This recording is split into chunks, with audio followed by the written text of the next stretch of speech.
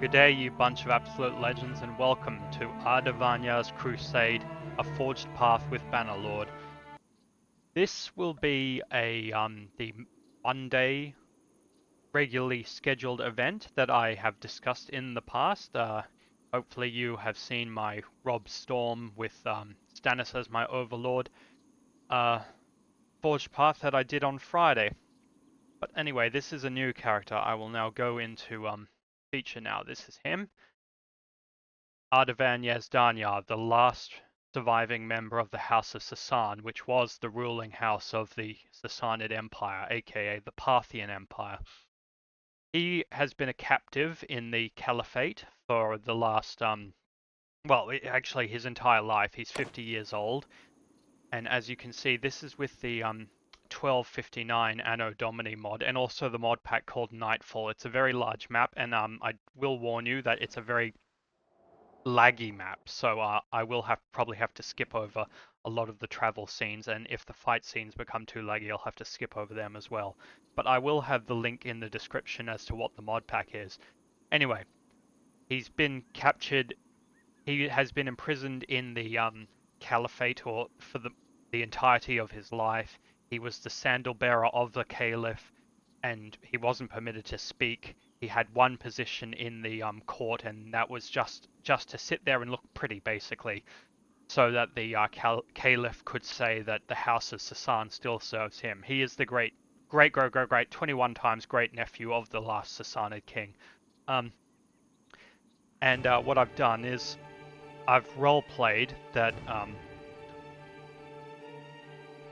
that he managed to escape.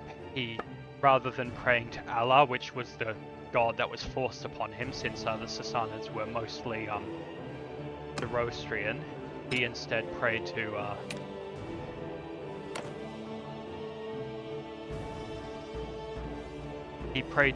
Jesus for the first time of his life. Sorry, I'm just editing the instructions, which I should have done before I started recording, but oh well. Let me just see if the instructions are well. Yep, that looks like it's all clear. And as in my Realm of Thrones Forged Path, I have the settings to times by 2, which basically means the experience factor will be doubled, and he will have a 1% healing factor. And it also means that there will also be double the sale price of goods that he sells, but the house rule is still in effect for anyone who's watched that Forged Path. They'll know the house rule is I can't buy from one city and then sell to the same city to fudge the trade skill up artificially. I have to sell between multiple cities anyway. So we are ready to go. Now he's 50 years old. He doesn't have a lot of time left, he thinks, and considering considering how long people lived back then, he probably really doesn't have that much time anyway. We'll also notice here that Jerusalem is under the control of the Crusader states. Historically, they didn't control the Crusader states at this time in 1259. They lost it to Saladin, and eventually I think Frederick II, the Holy Roman Emperor, negotiated Jerusalem to be given back to the Christians at some point without a war to settle it, or maybe they bought it rather than it was given to them. But eventually some Turkish forces, a Turkish empire who eventually the Ilkhanate defeated, they retook Jerusalem and the Christians never took it back. But in this mod, it's a sort of an alternative history where the Crusaders still control Jerusalem, and it's probably because if the Ilkhanate controlled all of Persia and also all of the Holy Land, they would be too powerful, so I imagine they needed to create a faction to combat them. Anyway, that's enough of the spiel. So Ardavan is on the run. He has the sandals, which belonged to his former master, and he's going to go to the Holy Land to seek baptism, because he figured when he prayed to Jesus he actually managed to escape imprisonment. So he figured, well, the god of that I was raised to believe in didn't, answer my prayers, but I prayed to another god once. I might as well go with him since, he actually responded. And also he wants revenge for being imprisoned for all that time. So we will go to the Holy Land. Oh, those are step bandits, and they will chase us if we get too close. Are they gonna... Oh, sorry. I accidentally clicked that by accident. And another thing you will notice is that the save times, the loading times are a bit long, so I may have to skip those, but hopefully this shouldn't be too bad. And we're back. Anyway, he goes to the Holy Land. He's going to see the first Crusader Lord he speaks to and make his offer. When I did the test play, the Count of Sidon, whose name was Julien de Grenier, he was the person I spoke to. He was an absolute jerk. So I'm really hoping it isn't him. That sound is because we spotted a hideout. Oh, we don't have any food. We should probably buy some. Oh, bandits. My character is not strong enough to be able to deal with bandits. I think actually you don't need food unless you actually have troops, but all the same, we will play this properly. Now this is going to be a very roleplay heavy playthrough, and my goal is that one is to become the lord of a city. Well, the first goal is to get accepted by the Crusaders. The second goal is to serve in the retinue of one of the lords that I'm going to speak to. And the other is to reconquer all of Persia, but my character is not going to be doing so as a king. He's going to be requesting that his title, if he does make it that far, be Lord of Mesopotamia, which is what the Romans would have called this area. And it looks like we're coming up to Crac de Chevalier, so hopefully we won't have to see time. And that is not a Crusader, that is a Knights Templar, not the same faction. Now, technically we don't... Well, it's not technical, there's nothing technical about it. We don't have enough importance to actually meet a Crusader. That woman is a lady, so we can't make the offer to her. Technically we could, but I don't think we can actually... She doesn't lead her own noble party, is what I'm trying to say, so it has to be a man. Bohemond de Poitiers. Very well. He's the first one we saw, so that's who we're going with. Let's hope he's a nice person. He's in an army at the moment, so yeah. But since he's the leader, we're gonna make it to him. That Julien Grenier, that is not the same... you see, there's two. There's Julien de Grenier, he's the one I was talking about, who was a jerk, and then there's just Julien Grenier. I'm not sure if they're from the same house. But we're going to talk to the army leader because, well, he's Prince of Antioch, so he's a pretty big deal. Forgive me what may seem to be an abundance of caution, but please keep your distance. Just beyond sword length is fine. So, who might you be? As with my Rob Storm and Stannis Baratheon forged path, my character is going to be extremely respectful and dignified and whatnot because, well, he doesn't have a very good position, political position.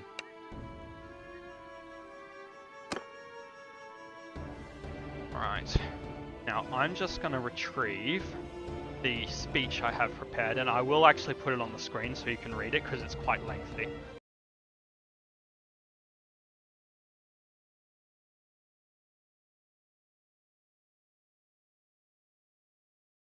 Alright, I will have at that point put the speech on the screen for you to observe.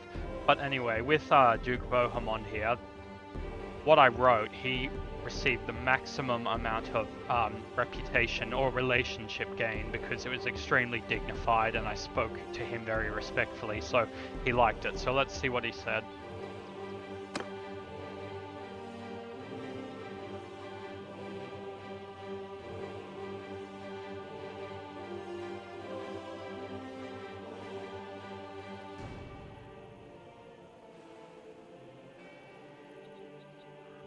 Three battles under his belt,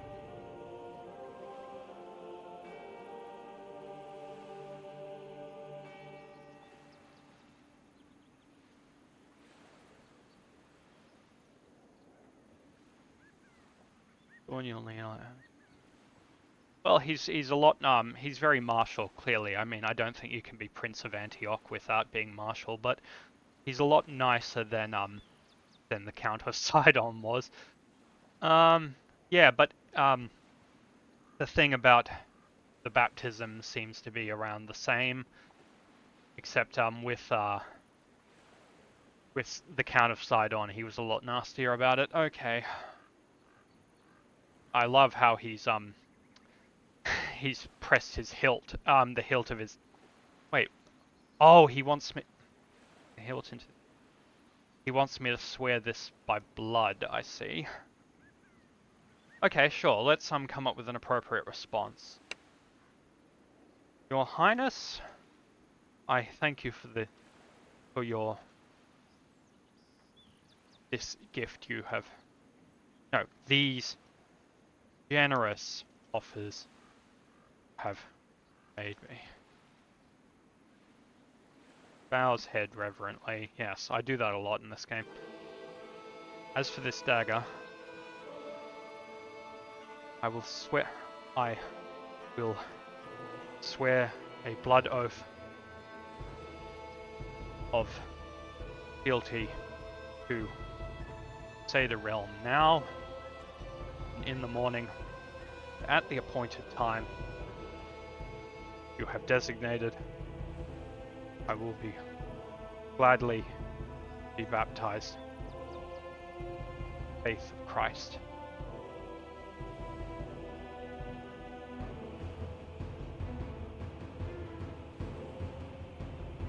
Slices palm with the dagger, squeezes the hand, let the blood flow and drip onto the floor, thus sealing the blood oath. May my loyalty never falter. And with doing an event over multiple days, you sort of have to roleplay it yourself. So you have to do the right text. So I will say waits silently in prayer the appointed time to be baptized. Now I'm going to pause until he responds. Alright, we're back.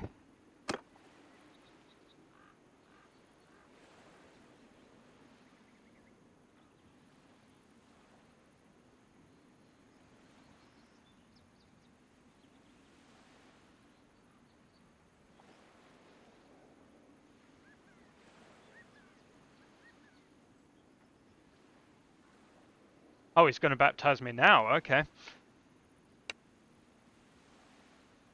Follows the Duke, silently and with great reverence for this momentous occasion. Keeping head bowed.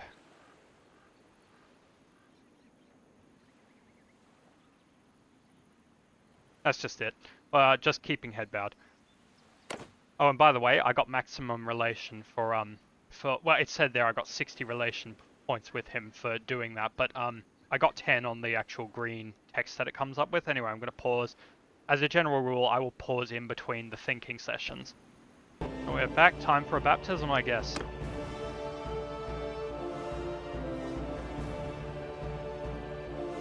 What does baptism... I'm guessing he's speaking Latin there, here where he says baptizatus es.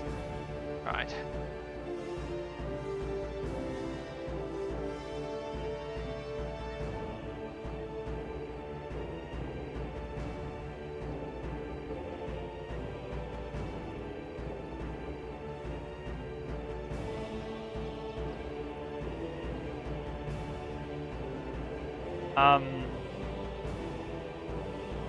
I'm guessing... Well, I mean, it doesn't actually say that they baptized me, but I'm just going to assume, act as if they did. So, we're a Christian now. And we can't actually, well, we can join his party and I intend to, so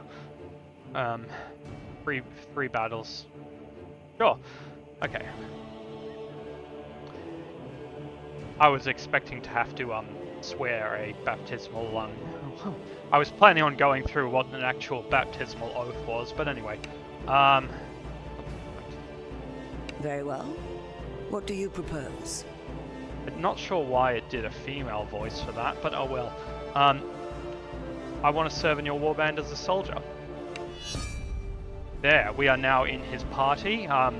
So this, apart from the, weird talk, it's not bad. So, yes. Now this is different to, slightly different to the one in the Rob Storm campaign, and actually I have found out what I need to do for that, and that will be the first part of next Friday's video.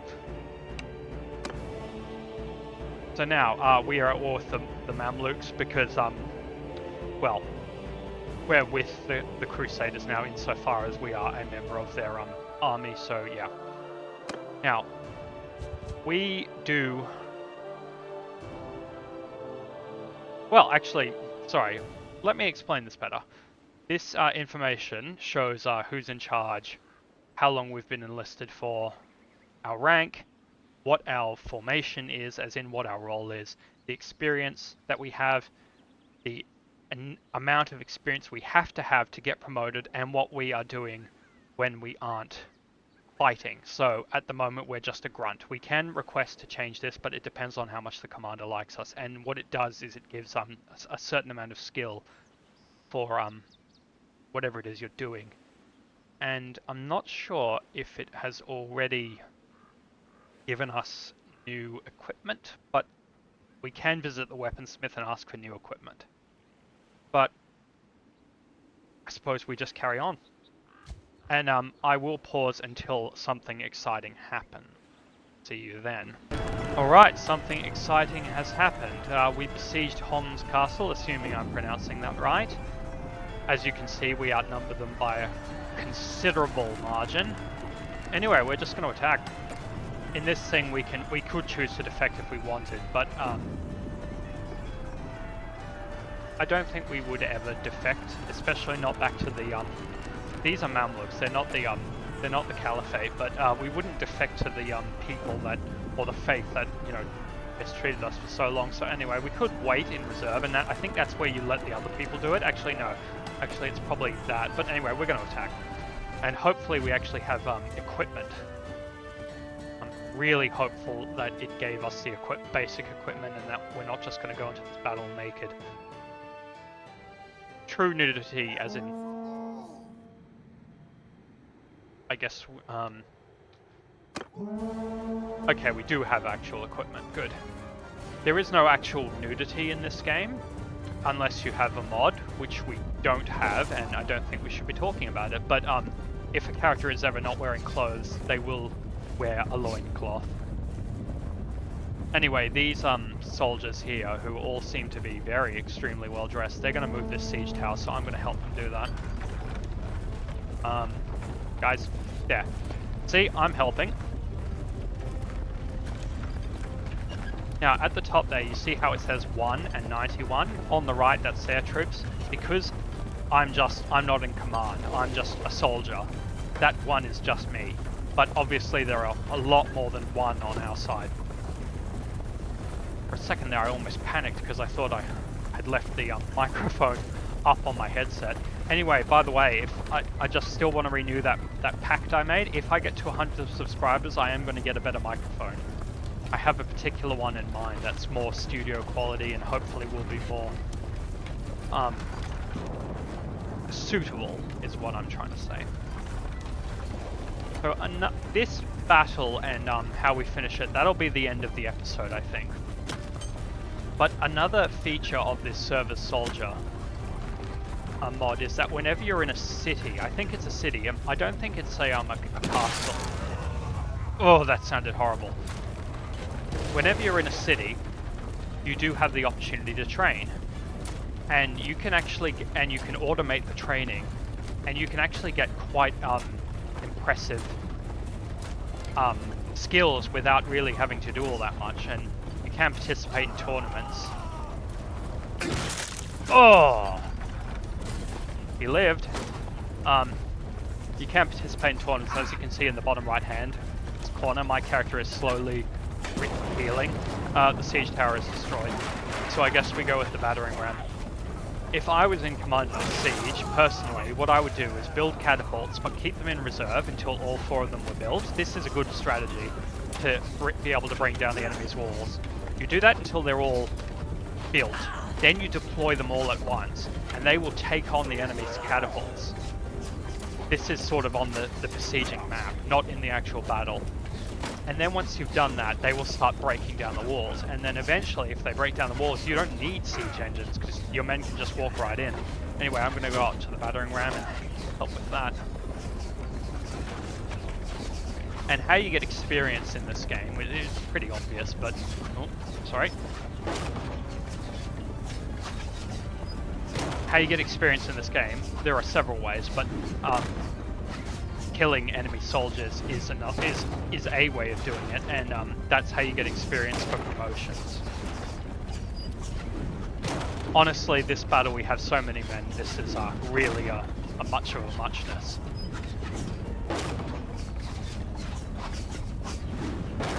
And eventually, we do have to break down the store ourselves. I see we have a blunt weapon. That means if we actually manage to defeat an enemy with this, we won't actually kill them. Now, obviously, we are equipped with very low gear, so instead we're going to fight carefully as possible by doing what I like to call the hammer and anvil tactic. You let most of the men, all of them, fight from the front. That distracts them, and generally the enemies won't turn around because you're not the bigger target. You fight from behind. Pretty simple. Come on, I want to get one of ya.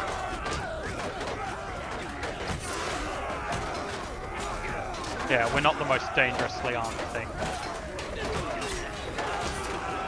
I don't even think I got one of them. Obviously... Oh wait, what am I... Sorry, that's one of ours. Normally there's a marker above people's heads like that. I just press the alt button to do that. But in one of the mods that are in this mod pack, that's turned off because really you don't actually know who is on everybody's side in a real battle, so it's more realistic that way. Oh, come on, let me kill one person. I don't even have to kill them, just knocking them out is fine. We do get daily XP for serving in the army, but it's really not much.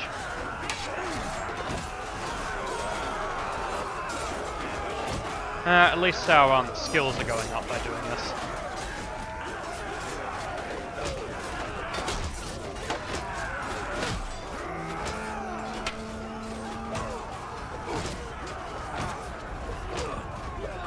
Nice that I can just isolate them like this. A little worried that there's more than one. Whoop! Time to run. Defend me!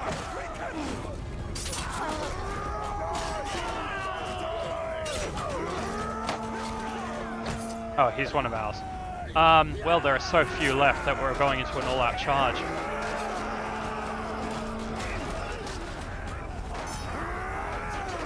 Oh well. I think we may get a little bit of experience because we actually participated in the battle. Sorry, I just touched my microphone there when scratching my nose, so yeah, they've got so few enemies. I mean, so few troops left. They'll probably, the ones that are left, probably will just run for the keep, or try and hide. I mean, they don't try and hide, but some of them can get clipped through the walls and whatnot. And generally, if you can't dislodge them, you either have to retreat, or you have to open up the console command and do the knockout all enemies feature. And considering there are so many of them... Oh, there we go.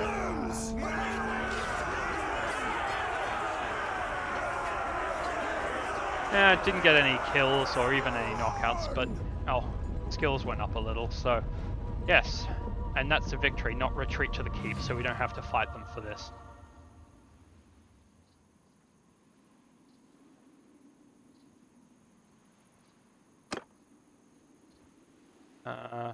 No, this is not a city, so we can't do, Oh, see, we got 80 experience for fighting that battle. I'm just going to pause and see what we're up to in the time, and if so, we may go further. No, it's been 25 minutes, so I'm going to visit the weaponsmith. And really? Never mind. Tier 1 weapons, oh well, we're going to wait. I'm trying to keep these episodes to about half an hour, and it's been about 25 minutes. I was really hoping I could get into one of the cities. But it looks like we're going to besiege Aleppo, so I guess that's going to have to be the next thing. There is a mod actually where you can send your troops out to fight, but you yourself will fight in the automated troops, so you can get some experience even though you're not personally fighting the battle yourself. I don't think that mod is part of this mod pack. It is part of the Realm of Thrones one. Sieging it? Nope. We're patrolling.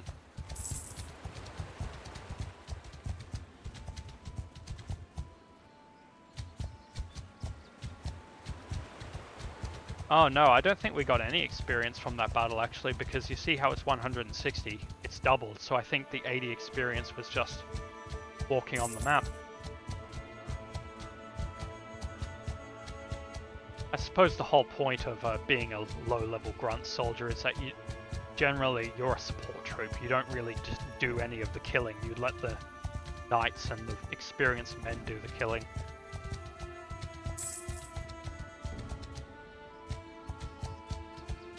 It's possible that we will do some raiding.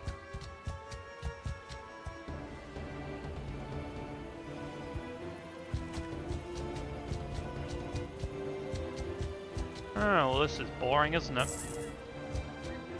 I'm going to pause until we actually do something exciting.